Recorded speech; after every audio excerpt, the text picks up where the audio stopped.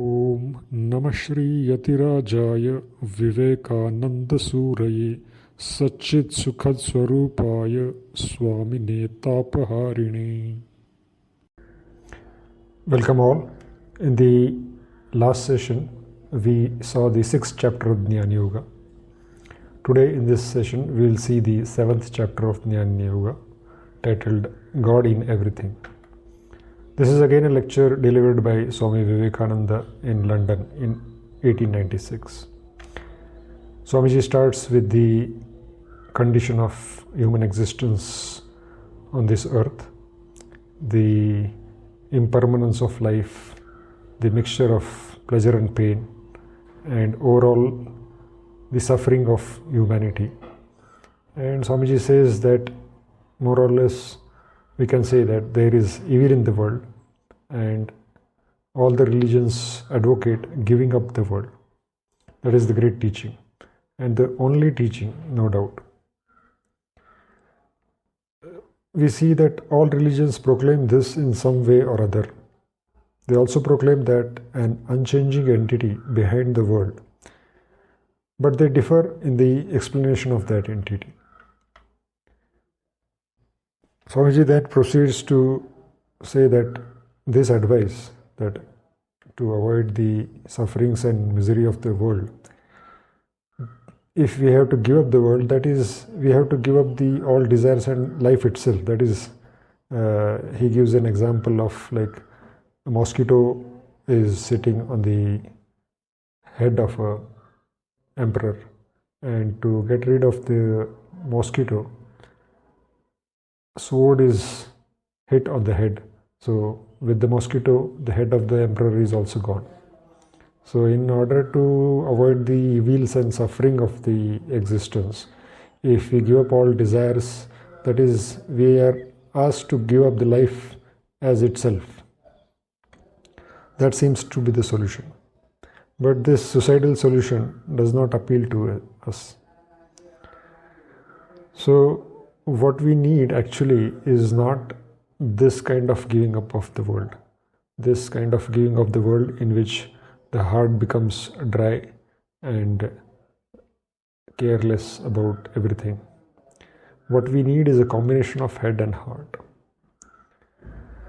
Swamiji then proceeds to say that what does it mean to give up the world? The real meaning is given by Vedanta, which offers the solution in the form of deification of the world. That is, the world that we experience through senses and through our attachment is not the real world. The real world is the self or God manifesting as different names and forms.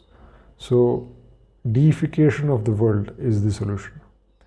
So we can keep on working, but we have to be selfless, giving up our selfish desires, and we should be seeing God in everything. Swamiji quotes the famous first mantra of Ishopanishad, Ishavasyam Vidagam Sarvam, that is, cover everything in the world with God. Swamiji says the Vedanta does not in reality denounce the world.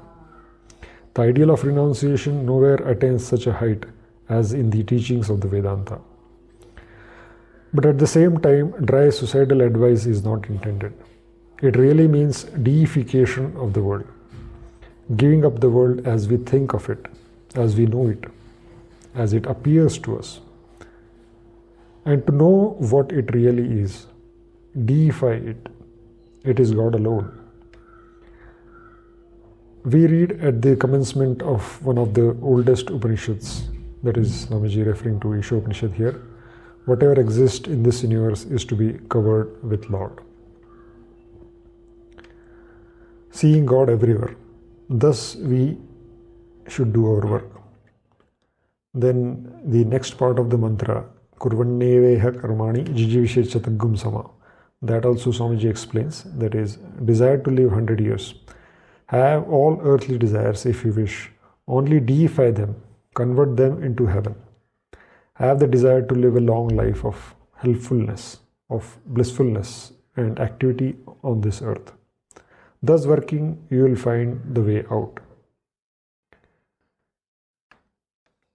Then Swamiji says that this solution has been proclaimed by many religions from centuries. But when it comes to practically implementing this teaching, we soon find it very difficult. It is very easy to say that see God in everything and everywhere. But while living our day-to-day life, we find while interacting with other human beings and seeing the vastness of the universe and finding ourselves to be a tiny part of it, it does not seem to us that it is practical to cover the world with God or see God in everything. But Swamiji says that it is possible, and perseverance is the key. It is not a one-day job. We must have the ideal. Many grope in the darkness of life without any ideal. And Swamiji says that those who have ideal they commit less number of mistakes. Those who don't have any ideal, they commit many more mistakes and they are groping in darkness of life. These failures and mistakes are beauties of life, and never mind them. Let the ideal fill you completely. Then Swamiji explains the Vedantic idea that the separation between the subject and the object, the duality of me and you and the world, is the real source of misery. It is not that the appearance of names and forms, appearance of diversity is itself evil. It is the idea of selfishness, that I am particularly separate from others in the world. That is the source of suffering and misery. So Vedanta says separation is not real. That infinite God, that existence, consciousness, bliss, that unity is the heart of all things. Then Swamiji says, unfortunately in this life, the vast majority of persons are groping through this dark life without any ideal at all.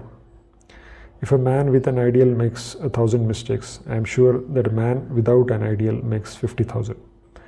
Therefore, it is better to have an ideal.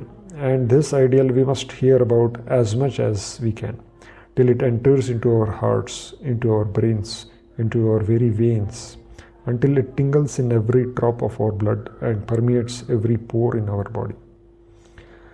Thus, Swamiji explains that the solution provided by Vedanta to the problem of conditioned existence, the problem of life itself, and life as a suffering itself, is to give up the world, but not understanding give up the world in this crude, hard-hearted way, but it rather means deification of the world, that is, seeing God in everything and everyone. And thus our life and the existence itself becomes blissful. Thus ends this lecture. Next, Swamiji takes up the lecture realization. Om Tat Sat.